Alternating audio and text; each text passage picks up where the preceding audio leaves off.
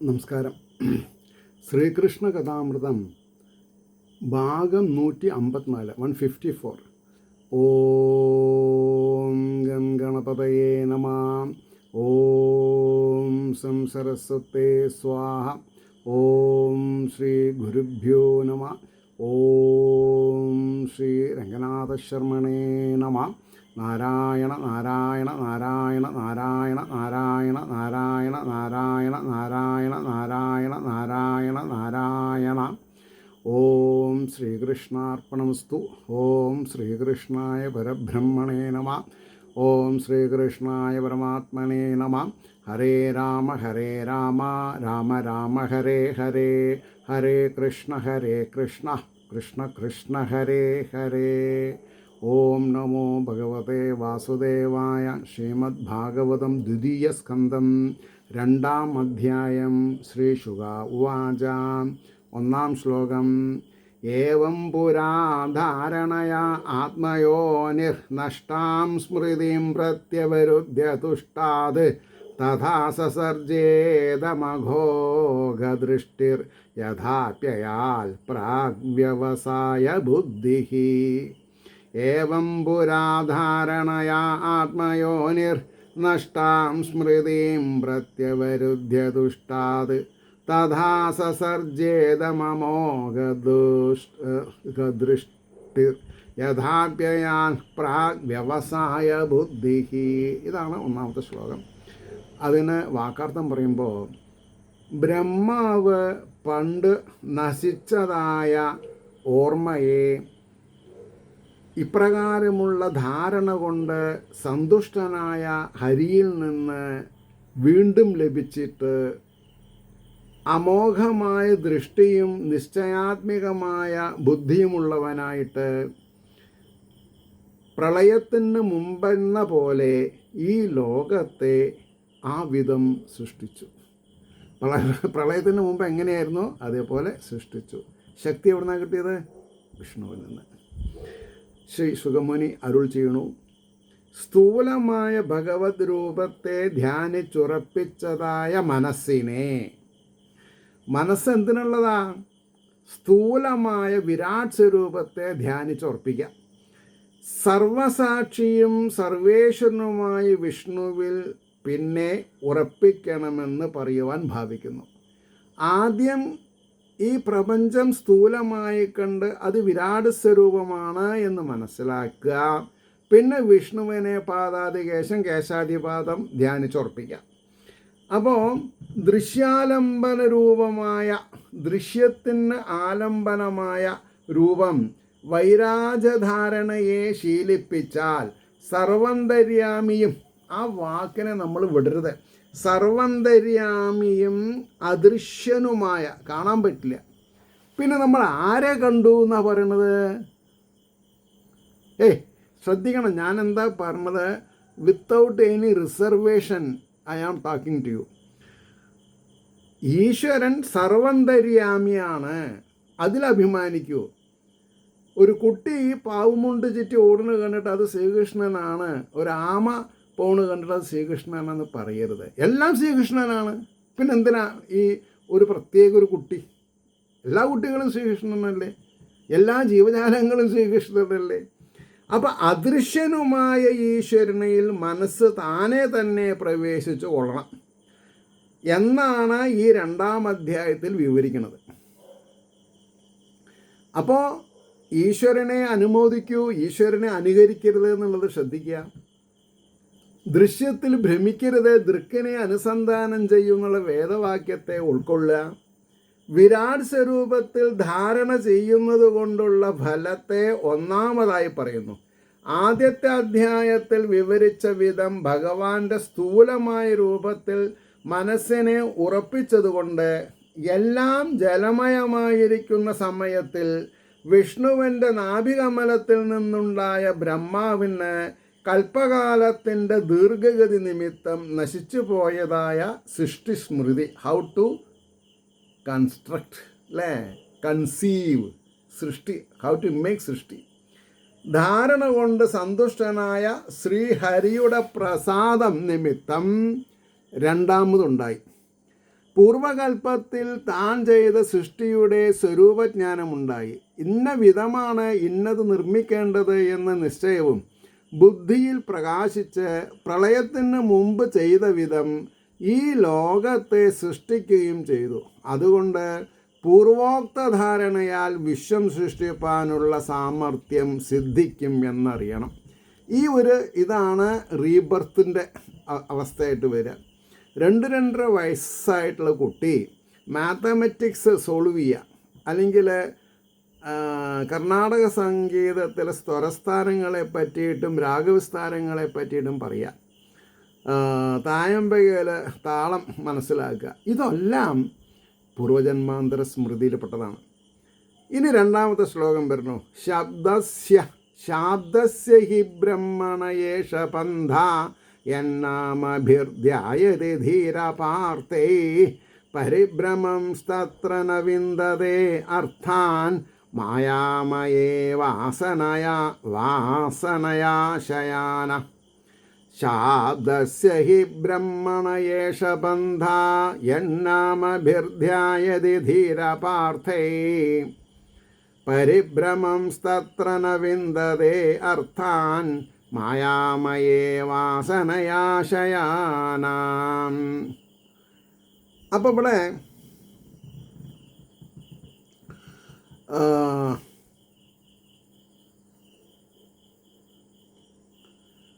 ധീരപാർത്ഥി എന്നല്ല അവിടെ ശരിക്ക്, ധീര അപാർത്ഥി എന്ന് വരും. അതവിടെ എന്താണെന്ന് പറയുക, വാക്കുകൾ പിരിക്കണം, എന്നാലേ അർത്ഥം വരുള്ളൂ. അപ്പോൾ അർത്ഥശൂന്യങ്ങളായ അപാർത്ഥേ എന്നാമഭിർധ്യായത് ധീര അപാർത്ഥേ, അർത്ഥശൂന്യങ്ങളായ നാമങ്ങൾ കൊണ്ട് അർത്ഥശൂന്യങ്ങളായ നാമങ്ങൾ കൊണ്ട് ബുദ്ധി ധ്യാനിക്കുന്നത് യാതൊന്നോ ശബ്ദമയമായ ബ്രഹ്മത്തിൻ്റെ മാർഗം ഇത് തന്നെ.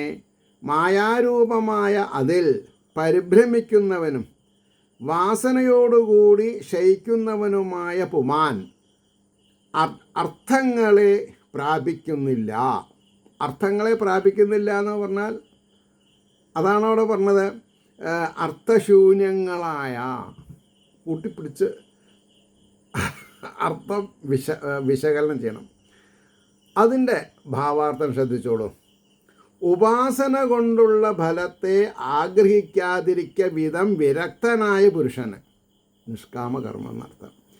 ശുദ്ധമായ ആത്മാവിൽ മനസ്സിനെ ഉറപ്പിക്കുന്നത് തന്നെ യോഗ്യം എന്ന് പറവാൻ ഭാവിക്കുന്ന മഹർഷി ഫലാശയില്ലാതെ ഇരിക്കണമെന്നുറപ്പിച്ച് വൈരാഗ്യം ജനിപ്പിക്കുവാൻ വേണ്ടി കർമ്മഫലത്തിൻ്റെ അനിത്യത എന്ന് പറഞ്ഞാൽ ഭഗവാൻ ഇഷ്ടമുള്ളപ്പോൾ തരും, വാങ്ങാൻ തയ്യാറായിരിക്കണം. എന്തുകൊണ്ട് കിട്ടിയില്ല എന്ന് ചോദിക്കരുത്. അതാണ് അനിത്യത നിമിത്തം നിത്യാനന്ദം അതിൽ നിന്ന് കിട്ടുകയില്ലെന്നുള്ള വേദരഹസ്യത്തെ. ഇപ്പം എന്താ മനസ്സിലായോ? കാമനകളെ കൊണ്ട് ഒന്നും സംഭവിക്കില്ല, നിഷ്കാമത്വം കൊണ്ട് എല്ലാം സാധിക്കുകയും ചെയ്യും. ഇനി ഏത് വേണം നിങ്ങൾക്ക് നമുക്ക് ഓരോരുത്തർക്കും തീരുമാനിക്കാം. ഏതുവിധം കർമ്മത്തിനും ഫലമുണ്ടെന്ന് ഉപദേശിക്കുന്നത് ശബ്ദബ്രഹ്മമായ വേദത്തിൻ്റെ സമ്പ്രദായമാകുന്നു. അവിടെ ഒരു കണ്ടീഷണൽ ക്ലോസ് വരുന്നുണ്ട്. ഏതുവിധം കർമ്മത്തിനും ഫലമുണ്ടെന്ന് ഉപദേശിക്കുന്നത് ശബ്ദബ്രഹ്മമായത് വേദത്തിൻ്റെ സമ്പ്രദായമാകുന്നു. സ്വർഗകാമോ യജേത്, സ്വർഗം ആഗ്രഹിക്കുന്നവൻ ഈശ്വരനെക്കുറിച്ച് യാഗം ചെയ്യണം എന്നിങ്ങനെ പറഞ്ഞുകൊണ്ട് പുരുഷബുദ്ധിയിൽ ആഗ്രഹത്തെ ജനിപ്പിക്കുന്നത് വേദസ്വഭാവം.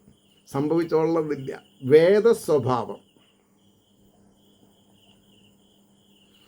അല്പകാലം മാത്രം നിലനിൽക്കുന്ന സ്വർഗാദി ലോകങ്ങൾ, സ്വർഗം ടെമ്പററി ഫിനോമിനയാണ്.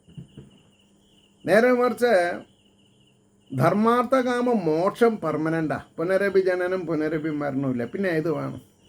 ഇതാണ് നമ്മൾ പ്രഭാഷണം ചെയ്യേണ്ടത്. ഇതാണ് സപ്താഹത്തിൻ്റെ ഇതിവൃത്താവേണ്ടത്. ഇത് പറഞ്ഞ് മനസ്സിലാക്കാതെ കണ്ട് ഉണ്ണിയൂട്ടും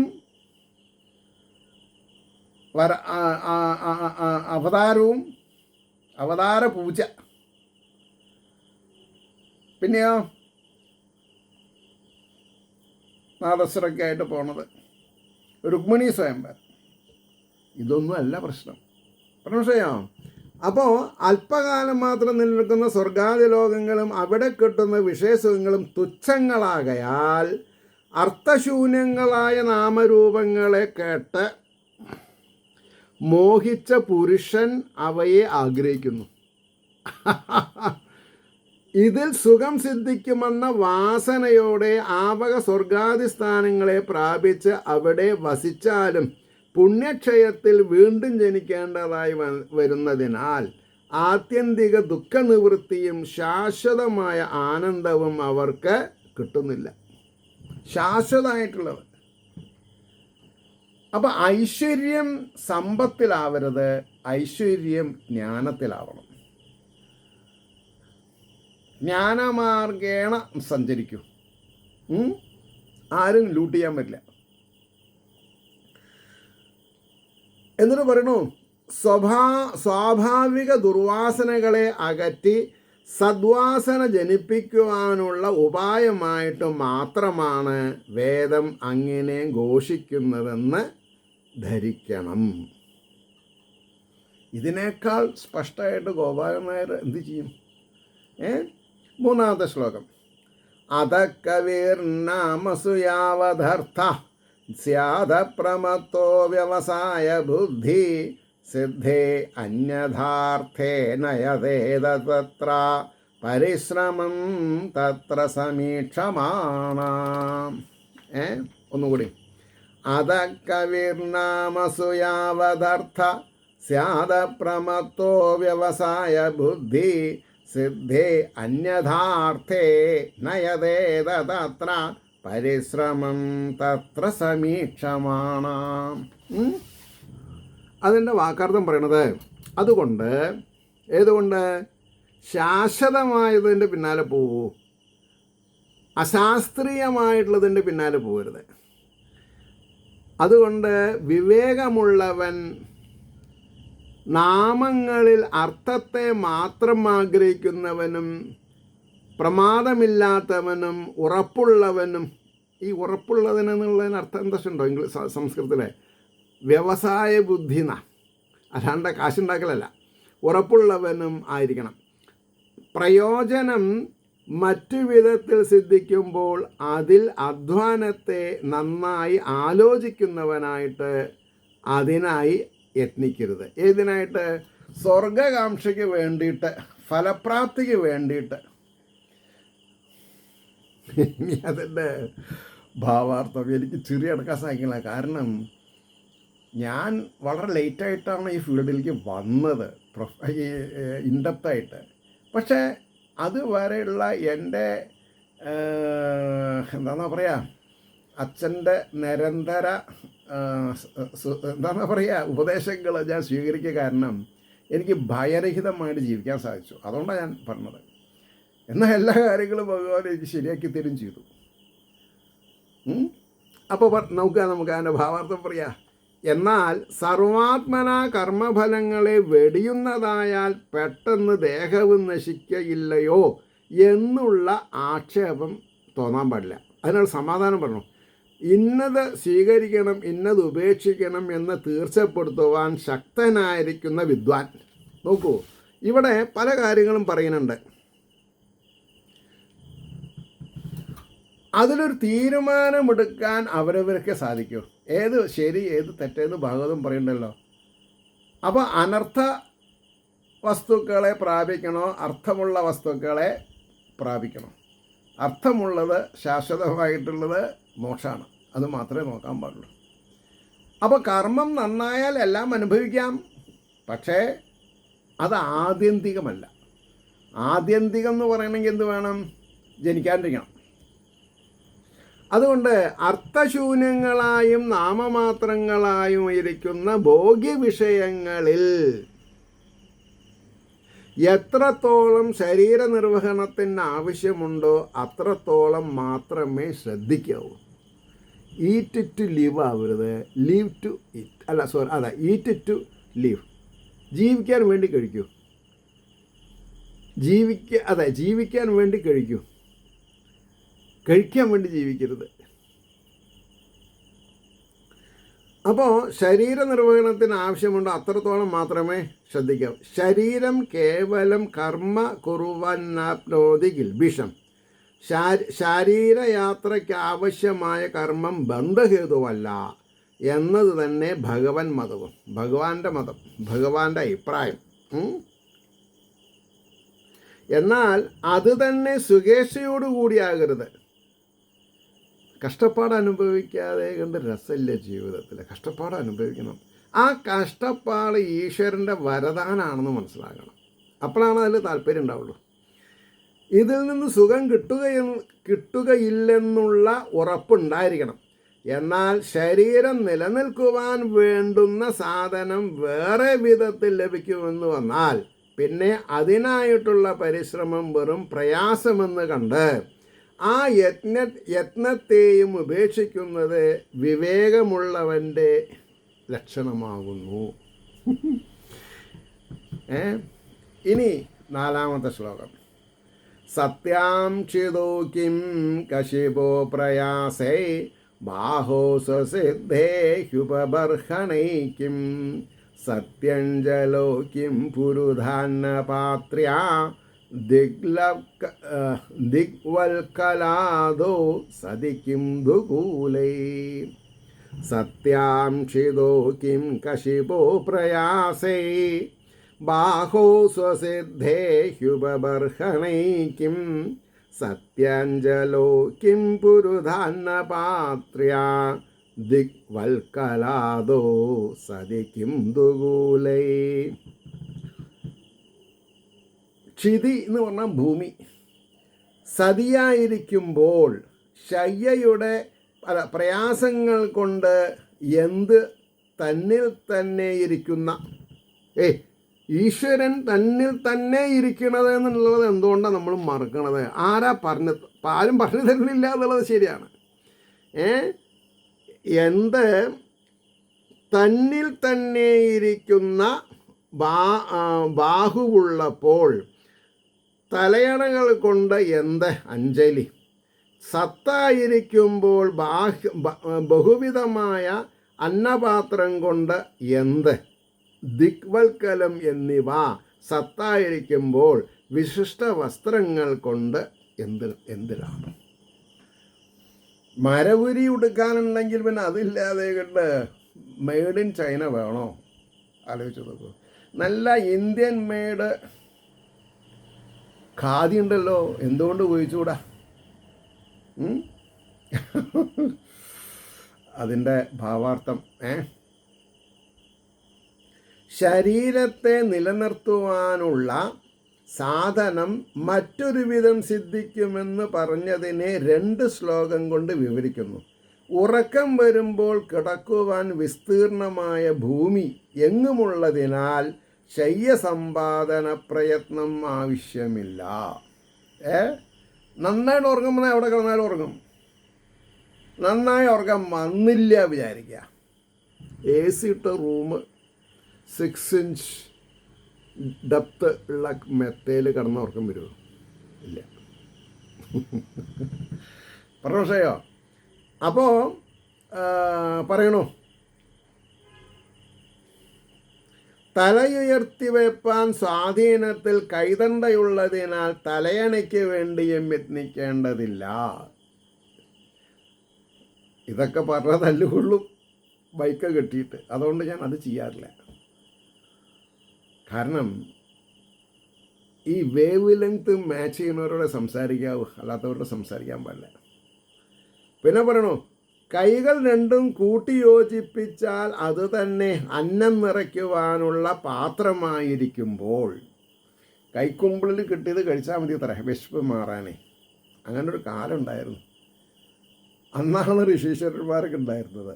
ഇന്ന് 5 ദിവസത്തിനുള്ളത് ഉണ്ടാക്കി ഫ്രിഡ്ജിൽ വയ്ക്കാം, സർവത്ര രോഗം മാത്രമേ ഉള്ളൂ ആൾക്കാർക്ക്.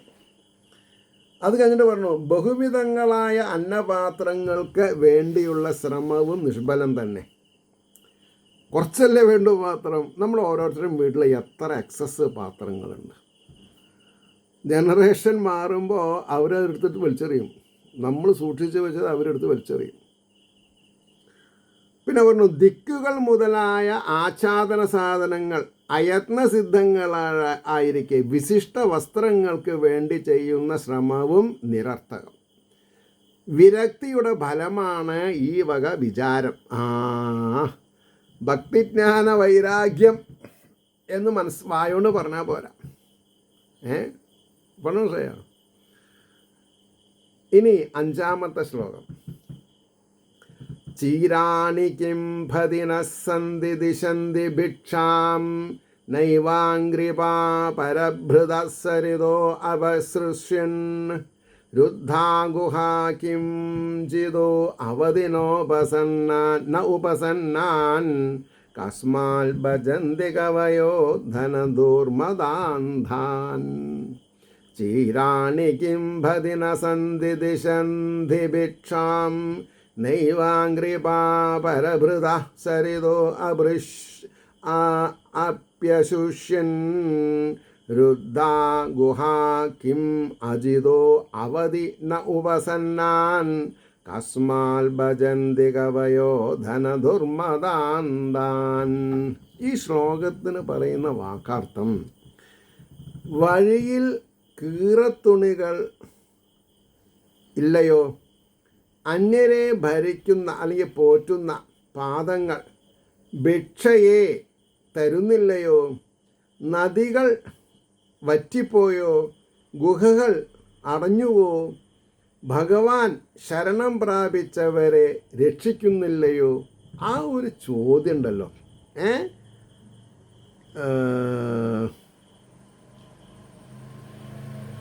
ശരണം പ്രാപിച്ചവരെ രക്ഷിക്കുന്നില്ലയോ. കവികൾ ധനത്തിൻ്റെ ദുഷിച്ചമ്മതത്താൽ കണ്ണു കാണാത്തവരെ എന്തിനു വേണ്ടി ആശ്രയിക്കുന്നു. ഇതിനൊക്കെ ഉത്തരം പറയണം നമ്മൾ ഓരോരുത്തരും. ഇനി അതിൻ്റെ ഭാവാർത്ഥം, ദിക്കുകൾ മറയ്ക്കും എന്ന് വെച്ചാൽ നഗ്നനായി നടക്കുക തന്നെയല്ലേ ഫലം. ആച്ഛാദന വസ്തുക്കളായ വസ്ത്രാദികൾക്കും അന്നപാനാദികൾക്കും യാചിക്ക തന്നെ വേണ്ടയോ. യാചിക്കണം എന്നർത്ഥം, യാചിച്ച് കിട്ടിയത് മതിയെന്നർത്ഥം. അത് കഷ്ടമല്ലയോ എന്നുള്ള ചിന്തയുള്ളവരോട് പറയുന്നു, ആർക്കും ആവശ്യമില്ലാത്ത വലിച്ചെറിഞ്ഞിട്ടുള്ള വസ്ത്രഖണ്ഡങ്ങൾ വഴിയിൽ കിടപ്പുണ്ടാകില്ലയോ. പുതുതന്നെ എല്ലാ സമയത്തും വേണമെന്ന് പറഞ്ഞാൽ വല്ല അർത്ഥമുണ്ടോ. ഇപ്പം എനിക്കൊരു 45 വയസ്സ് വരെ എൻ്റെ ഏട്ടൻ്റെ പാൻസൊക്കെ എടുത്ത് സൈസ് ചെയ്തിട്ട് ഞാൻ ഇട്ടായിരുന്നു. എനിക്കതിൽ ഒരു അഭിമാന പ്രശ്നം തോന്നിയിരുന്നില്ല. കാരണം എന്താ കാരണം, നമ്മളെക്കാൾ നന്നായി നടക്കാൻ സാധിക്കാത്ത ആൾക്കാരുണ്ട്. ഇന്നിപ്പോൾ എൻ്റെ മകൻ ഡെൻമാർക്കിൽ നിന്ന് കൊണ്ടുവരുന്ന അവൻ യൂസ് ചെയ്തതും യൂസ് ചെയ്യാത്തതുമായിട്ടുള്ളത്, ചിലപ്പോൾ സൈസ് ശരിയായിക്കൊള്ളണമെന്നില്ല, പുതുത് ബ്രാൻഡ് ന്യൂ ഐറ്റംസ് കോളേജിൽ പഠിക്കുന്ന കുട്ടികൾക്ക് ഞാൻ കൊടുക്കണം. അവർ വിളിച്ച് പറയും, ഇത് പഴതല്ല, പുതുതാണ്, നിങ്ങൾക്ക് വേണമെങ്കിൽ സ്വീകരിക്കാം.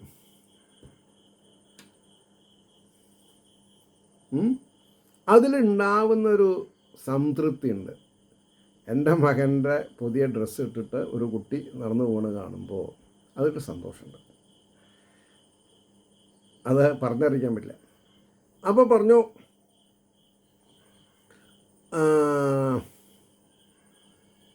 ഫലങ്ങൾ, പുഷ്പങ്ങൾ, ദളങ്ങൾ, കിഴങ്ങുകൾ എന്നിവ കൊണ്ട് അന്യരെ രക്ഷിക്കുവാനായി ഒരുങ്ങി എങ്ങും സഞ്ചരിക്കാതെ തലയുയർത്തി നിൽക്കുന്ന മരങ്ങൾ ഭിക്ഷ തരാതിരിക്കുന്നുവോ. ഇതൊന്നും പറഞ്ഞാൽ ഇന്നത്തെ കുട്ടികൾക്ക് മനസ്സിലാവില്ല. സിൽവർ സ്പൂൺ ഇന്ത്യ മൗത്താണ് അവർ വരണത്. ശുദ്ധജലം വഹിച്ചുകൊണ്ട് ജനങ്ങളെ സന്തർപ്പണം ചെയ്യുവാൻ ഒഴുകിക്കൊണ്ടിരിക്കുന്ന നദികൾ എല്ലാം വറ്റിപ്പോയോ? ഇല്ല. പക്ഷെ നദികളിലെ ജലത്തെ നമ്മൾ മലിനീകരിക്കണം. അതിനെന്ത് ചെയ്യും? അതിന് നമ്മൾ നരകം പ്രാപിക്കുന്നുള്ള ഉറപ്പാണ്. അത് കഴിഞ്ഞിട്ട് പറഞ്ഞു, കാറ്റും വെയിലും മഴയും കൊള്ളാതെ പ്രാണികളെ അകത്തു കടത്തി രക്ഷിക്കുന്ന ഗുഹകൾ എല്ലാം അടഞ്ഞുപോയോ? അതാരും ഉപയോഗിക്കണില്ല. അവയൊന്നും സിദ്ധിച്ചില്ലെന്ന് വന്നാൽ ആരാലും ജയിക്കപ്പെടാത്ത മഹാപ്രഭുവായ ഭഗവാൻ ആശ്രയിച്ചവരെ രക്ഷിക്കാതിരിക്കുന്നുണ്ടോ? ഇല്ല. ഇങ്ങനെയെല്ലാം ജീവന സാമഗ്രികൾ തയ്യാറായിരിക്കെ വിവേകികൾ ധനമതം കൊണ്ട് കണ്ണു കാണാതിരിക്കുന്ന ജനങ്ങളെ ആശ്രയിക്കേണ്ടതായ ആവശ്യം എന്ത്? ബുദ്ധിയുള്ളവരെ, കാശുള്ളവരെ ആശ്രയിക്കരുത്. ഗോ ടു ഹെൽ എന്ന് പറയണം. അത് പറയണമെന്നുണ്ടെങ്കിൽ വാട്ട് ഈസ് ഗോഡ്ലിനെസ് എന്നുള്ളത് ആദ്യം മനസ്സിലാക്കണം. പ്രൊഫഷനിലെ അത് പറയാണ്ടിരിക്കാൻ പറ്റില്ല. എന്നെ പലവരും സഹായിച്ചിട്ടുണ്ട്. കുറച്ച് ആൾക്കാർ വളരെ പേരിട്ടോ. പക്ഷെ പലവരും എന്നെ പ്രലോഭിപ്പിച്ചിട്ടുണ്ട്. ഞാൻ ആ പ്രലോഭനത്തിൽ ഞാൻ കുടുങ്ങിയിട്ടില്ല. അതാണ് എൻ്റെ സത്യം. പ്രലോഭനങ്ങൾക്ക് ഞാൻ കുടുങ്ങിയിട്ടില്ല.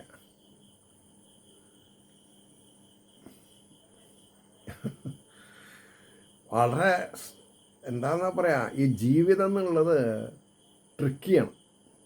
നല്ല ധൈര്യശാലിക്ക് മാത്രമേ രക്ഷപ്പെടാൻ പറ്റുള്ളൂ. ആ ധൈര്യം എവിടുന്ന് കിട്ടും? ഭാഗവതത്തിൽ നിന്ന് കിട്ടും. ഇനി 6ാമത്തെ ശ്ലോകം. ഏവം സ്വചിത്തേ സ്വതയേവ സിദ്ധ ആത്മാ പ്രിയോ അർത്ഥോ ഭഗവാനനന്ദാം തം നിർവൃതോ നിയതാർത്ഥോ ഭജേത സംസാരഹേതുപരമശ്ചയത്രാം. ഏവം സ്വചിത്തേ സ്വതയേവ സിദ്ധ ആത്മാ പ്രിയോർ അർത്ഥോ ഭഗവാനനന്ദ തം നിർവൃതോ നിയതാർത്ഥോ ഭജേത സംസാരഹേതു പരമശ്ചയത്രാം. ഇപ്രകാരം തൻ്റെ ചിത്തത്തിൽ താനെ തന്നെ ഉള്ളവനും നമ്മുടെ ഉള്ളിൽ താനെ തന്നെ ഉള്ളവനും പ്രേമരൂപനും സത്യസ്വരൂപനും. അർത്ഥ എന്ന് പറഞ്ഞാൽ കാശനല്ല, സത്യസ്വരൂപൻ.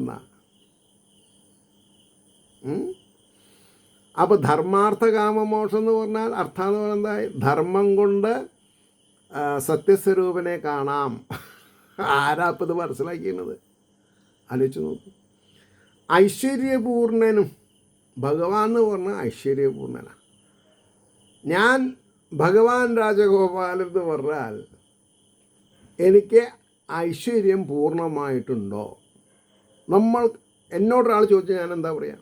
What the hell you are putting the name of God along with you. കഷ്ടം. Where we are going. അതാണ് അവന് പഠിക്കണില്ല എന്നുള്ളത് ഉറപ്പായി അല്ലേ? എന്നിട്ട് പറയണു ആത്മാവ്, അതായത് ഐശ്വര്യപൂർണനും അപരിച്ഛേദനും, അനന്ത അറ്റം അറിയാത്തവൻ, അപരിച്ഛേദനുമായ ആത്മാവുണ്ട്. ആനന്ദത്തോടു കൂടിയവനും നിശ്ചയിച്ച സ്വരൂപത്തോടു കൂടിയവനുമായിട്ട് അവനെ ഭജിക്കണം. ഭജിക്കണത് അവിടെ എന്തിനാണ്? ഈ മൊബൈൽ കൂടെ ഗൂഗിൾ പേ ചെയ്തിട്ട് വഴിപാട് ചെയ്തിട്ട് നിങ്ങൾക്ക് എന്താ കിട്ടുക? എനിക്ക് അറിയണില്ല. ഭജിക്കണം. അതിൻ്റെ ഒരു ഭാഗമാണ് വഴിപാട്. അതൊന്നും അറിയാതെ കണ്ട് ഗൂഗിൾ പേ ചെയ്യൂ. What nonsense it is.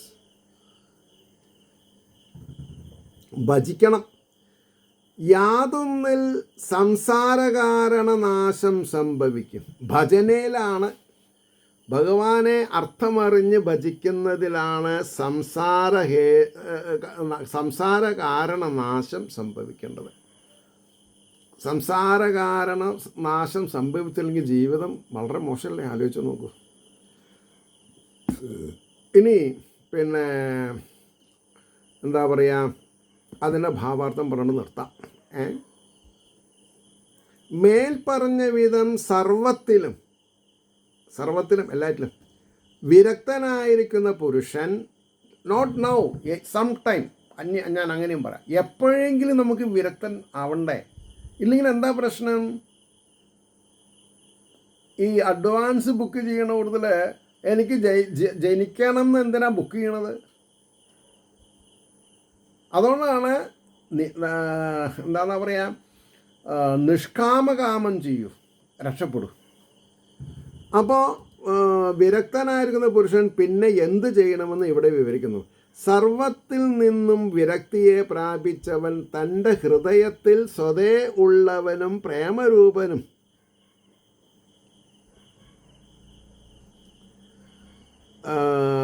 ഭജിക്കുവാൻ യോഗ്യങ്ങളായ ഗുണങ്ങൾ തികഞ്ഞവനും എന്നും നശിക്കാത്തവനും എങ്ങും ഒരുപോലെ നിറഞ്ഞിരിക്കുന്നവനുമായ ആത്മാവിൻ്റെ സ്വരൂപത്തെ ഹൃദയത്തിൽ നന്നായി ഉറപ്പിക്കുന്നത് കൊണ്ട് തന്നെ സിദ്ധിക്കുന്ന ആനന്ദത്താൽ പരമസുഖം അനുഭവിക്കുന്നവനായിട്ട് ആ പരമാത്മാവിനെ ഭജിക്കണം.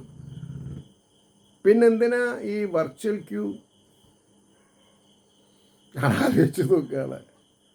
പിന്നെന്തിനാ 1000 രൂപയുടെ ഒരു റെസീറ്റ് നെയ്വിളക്ക് എന്ന് പറഞ്ഞിട്ട് ക്യൂ ഇല്ലാണ്ട് തൊഴാൻ വേണ്ടിയിട്ട്?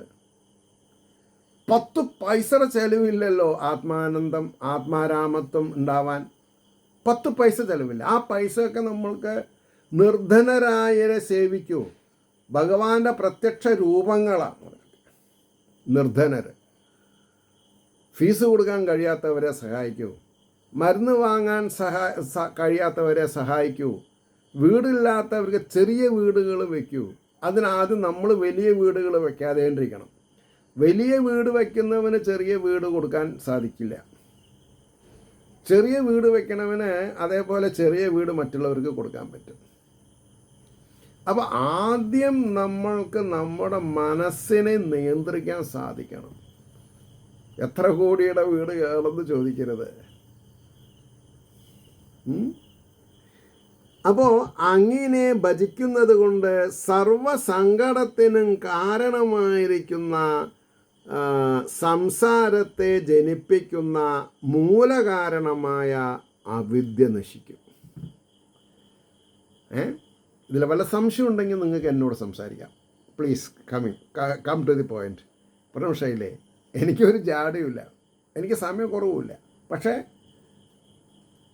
എന്നെ തോൽപ്പിക്കാൻ വേണ്ടിയിട്ട് ചോദിക്കരുത്. നിങ്ങൾക്ക് അറിയാത്തതുണ്ടോ ചോദിച്ചോളൂ, ഞാൻ പറഞ്ഞു തരാം അറ്റ് എനി കോസ്റ്റ്. ഏവർക്കും ശ്രീഹരിയുടെ അനുഗ്രഹാശിസ്സുകൾ നിർലോഭം ഉണ്ടാവട്ടെ എന്നും ലോകാ സമസ്ത സുഖിനോ ഭവന്തു ആയിരിക്കട്ടെ എന്നും പ്രാർത്ഥിച്ചുകൊണ്ട് വാക്കുകൾ ചേർക്കുന്നു. നമസ്കാരം. നാളെ കാണാം.